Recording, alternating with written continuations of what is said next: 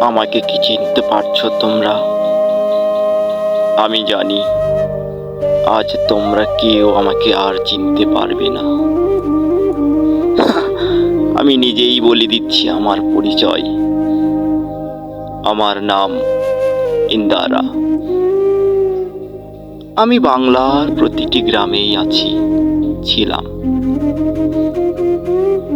তোমরা হয়তো আমাকে আর চিনতে পারবে না। আমার উঠোন এক সময় লোকে লোকারণ্য ছিল। কি সকাল, কি বিকেল, কি সন্ধ্যা, আমার পাশে এসে বসতো গাঁয়ের বধূরা। থালা বাসনের ঝনঝনিতে মুখরিত থাকতো আমার পাশ। আজ আর কেউ নেই।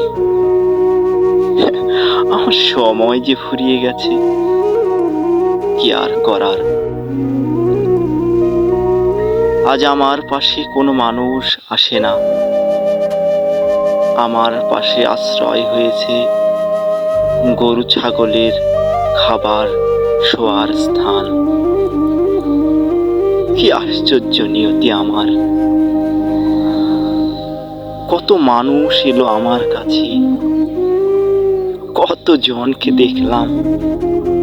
হায়, আজ আমার কেউ নেই। আজ আমি ময়লার ভাগাড়ে পরিণত হয়েছি। গাঁয়ের সমস্ত ময়লাগুলো এনে আমার ভিতরে ফেলা হয়।